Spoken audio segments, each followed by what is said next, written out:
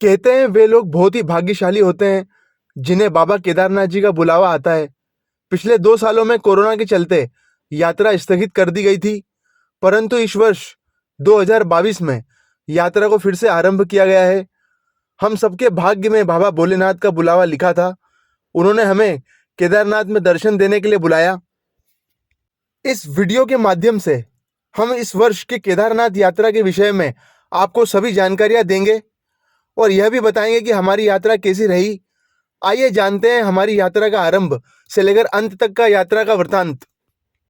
हमारी यात्रा आरंभ होती है एमपी के शहर इंदौर से।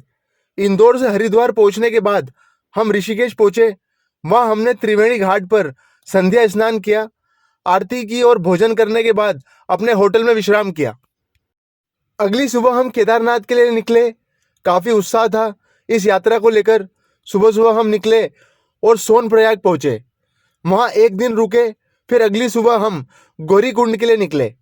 पिछले 2 सालों में यात्रा स्थगित होने के कारण इस साल भक्तों की संख्या बहुत ही ज्यादा थी, जिसके कारण यातायात प्रभावित रहा और हमें काफी दूर तक पैदल चलना पड़ा। हमें सोनप्रयाग पहुंचने के लिए काफी दूर पैदल चलना पड़ा और लाइन में लगना पड़ा, जो कि एक टैक्सी लाइन थी। यह टैक्सी लाइन सरकार द्वारा चलाई जाती है। यहाँ पे जो टैक्सी चलती है वो सरकार द्वारा चलाई जाती है। इस बार यात्रियों की संख्या ज्यादा होने के कारण हमें इस लाइन में करीब 2 से 3 घंटे लगना पड़ा। उसके बाद हमें एक टैक्सी मिली जो कि हमें गौरीकुंड लेकर गई। गौरीकुंड पहुंचने के बाद वहां से केदारनाथ की 16 किलोमीटर की यात्रा के लिए हम तैयार हो गए। पहले तो हमने डिसाइड किया कि हम सब घोड़ों से यात्रा करेंगे, घोड़े की सवारी लेंगे, पर बाद में हमने सब ये डिसाइड किया कि हम पैदल यात्रा करेंगे और पैदल यात्रा पे हम निकल पड़े। महादेव ने हमारी बहुत परीक्षा ली। बिजली चमकी, बादल गरजे, पानी आया और 2 दिन तक धूप नहीं आई और भी बहुत सारी परेशानियां जो हमने फेस की। बाकी जो आनंद आया बाबा केदारनाथ के यहाँ जाने का वो बहुत ही अद्भुत था। आगे इसका वृतांत मैं और दूंगा। आगे बढ़ते हुए हम केदारनाथ के अगले पड़ाव तक पहुंचे। इस यात्रा के आधे भाग भीमबली पहुंचे। यहाँ पर महाराज भीम का एक मंदिर है। यहाँ के स्थानीय लोगों का मानना है कि केदारनाथ मंदिर महाराज भीम ने बनवाया था। केदारनाथ यात्रा के दौरान कुछ छोटी छोटी दुकानें मिलती है जहाँ पे खाने पीने का सामान जैसे मैगी और चाय, कॉफी, छोटा मोटा नाश्ता, बहुत सारी चीजें मिल जाती है। उससे हमको बहुत मदद मिली। भीमबली से आगे बढ़ते हुए हमें बहुत ही खड़ी चढ़ाई देखने को मिलती है, जिसे रामबाड़ा की खड़ी चढ़ाई बोलते हैं। केदारनाथ बाबा की यात्रा का जो रास्ता है वह थोड़ा सा सकरा है। इस वजह से जगह जगह घोड़ों की भीड़ लगी हुई थी, लोगों की भीड़ लगी हुई थी, लेकिन सब महादेव का जयकारा लगाते हुए आगे बढ़ रहे थे। सबके मन में उत्साह था महादेव से मिलने का और महादेव की धुन में सब आगे बढ़ते जा रहे थे, जैसे मानो उनका डर खत्म सा हो गया है। रास्ते में हमें बर्फ मिलना शुरू हुई। पहाड़ों पर चलने से जमी हुई बर्फ और बहते हुए झरने देखने को मिले। चारों तरफ ऊंचे ऊंचे पहाड़ और पहाड़ों से भरते हुए झरने, बहुत ही मनोरम दृश्य लग रहा था वो। हल्की बारिश, ठंडा मौसम और बर्फ की चादर से ढके हुए पहाड़ हमें और भी उत्साहित कर रहे थे। वहां ऊपर बाबा केदारनाथ तक पहुंचने के लिए हम लोग जयकारा लगा रहे थे।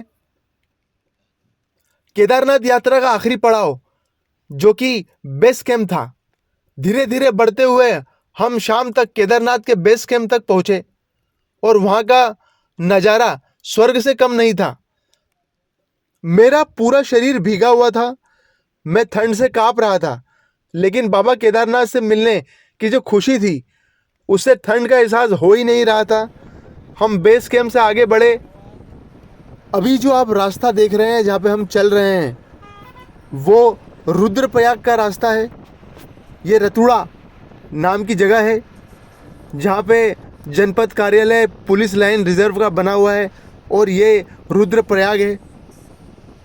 उत्तराखंड एक बहुत ही खूबसूरत स्टेट है। जब आप हरिद्वार से केदारनाथ, बद्रीनाथ तरफ जाते हैं तो बहुत ही प्राकृतिक अनुभव रहता है। रोड से बहुत ही हरियाली, पहाड़, झरने और पूरा नेचुरल एनवायरनमेंट आपको मिलता है, ये एक सबसे अच्छी बात है। बाबा केदारनाथ के रास्ते पे चलते चलते कुछ पहाड़ी क्षेत्र भी आते हैं, पहाड़ वाला इलाका भी आता है जहाँ से भी आप जा सकते हैं, और जो मेन रोड से कनेक्ट भी रहते हैं, जो ऊपर जाने का रास्ता है वहाँ से भी जा सकते हैं। ऊपर की चोटी पे बहुत ही खूबसूरत फॉग देखने को मिलता है, और साथ ही साथ एक भैरव टेम्पल भी है। ऊपर एक भैरवनाथ बाबा का मंदिर भी है, उसके भी दर्शन हमने किए। पूरी तरह खुशनुमा और आश्चर्यचकित कर देने वाला वातावरण था। हल्की फुल्की बारिश थी और साथ ही साथ फॉग था। पहाड़ों में फॉग आपको देखने को मिल रहा है इस वीडियो के माध्यम से। पहाड़ों में फॉग और बर्फ़ की परत जमी हुई थी। हम बहुत ऊंचाई पे थे, सामने ही हमारे केदारनाथ बाबा मंदिर दिख रहा था, और हल्की फुल्की बारिश भी हो रही थी, ठंड भी थी, पर जो वातावरण था वो सिर्फ केदारनाथ आके ही मिल सकता है और बाकी कहीं नहीं मिल सकता। ये वो चोटी है जहाँ से पूरा केदारनाथ शहर और केदारनाथ मंदिर दिखता है, और यही वो जगह है जहाँ पे प्रलय आया था। 1.5 किलोमीटर आगे जाते ही लंबी लाइन हमें मिली जो केदारनाथ बाबा के मंदिर जाने के लिए थी। धीरे धीरे सभी लोग आगे बढ़ते रहे। हेलीकॉप्टर का आना जाना शुरू हुआ। बहुत ही मनोरम दृश्य था। माता गंगा नदी का दृश्य भी देखने लायक था। माता गंगा का वो दृश्य देखते हुए मन प्रफुल्लित हो रहा था। बर्फ से ढके पहाड़, झरने, माता गंगा का प्रवाह, इन सब दृश्यों को अपने कैमरे में कैद कर मैं बहुत ही खुश हो रहा था। केदारनाथ मंदिर से 1 किलोमीटर पहले एक हेलीपैड बनाया हुआ है जहां लगातार हेलीकॉप्टर आ जा रहे थे। धीरे धीरे सूर्य देव चढ़ने लगे। 2 दिनों में पहली बार सूर्य देव के दर्शन हुए, और आगे बढ़े तो केदारनाथ की चोटी हमें दिखी।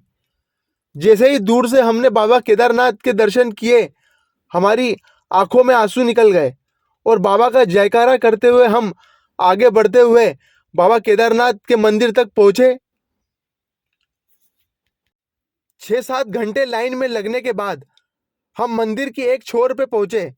तब सबकी खुशी का ठिकाना नहीं था। 15 से 20 मिनट बाद बाबा केदारनाथ के दर्शन हुए। मन उत्साहित हो उठा। जी भरकर बाबा के दर्शन हुए। दर्शन होने के बाद हम बाहर निकले और वहां बैठे साधु संतों के दर्शन कर आगे बढ़े। हम आगे बढ़ते चले और हमने भीमशिला के दर्शन भी किए। मंदिर के पीछे एक विशाल शिला रखी हुई है, इसे भीमशिला नाम से जाना जाता है। ऐसा कहा जाता है कि महाराज भीम, उन्होंने ही इस मंदिर की रक्षा की थी, और वो भीम की जो शिला है वो उसका एक उदाहरण है।